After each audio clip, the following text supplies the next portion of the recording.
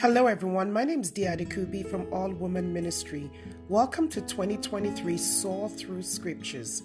Today we are looking at the book of Philemon and we are taking our nuggets from the story of Philemon himself in that book. Philemon was a Christian businessman who owned slaves. One day, one of his slaves by the name of Onesimus ran away.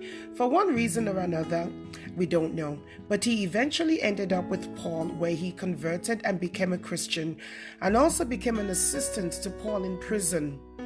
Onesimus must have told Paul his story about who he was, where he came from, and how and probably why he ran away. So when Paul discovered that Onesimus was from Philemon, he did what any mentor and any leader would do. He tried to reconcile both men, especially now that both were under his ministry and his leadership.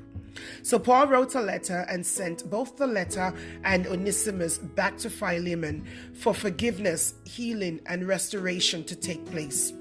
If Philemon wanted to soar in ministry and business, he had to forgive and reconcile.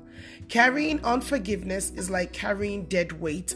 It slows you down and eventually destroys you. Forgiveness and reconciliation are two keys that are critical to anyone who wants to soar. Many of us are like Philemon. We have been hurt by people, disappointed that the people we considered family would stab us in the back. We are angry at how people are repaying us for the good we have done for them. Can I tell you that? You cannot take off with bitterness and resentment as passengers. You cannot fly with cargoes of anger. You cannot soar carrying the weight of unforgiveness. So here's my question for you.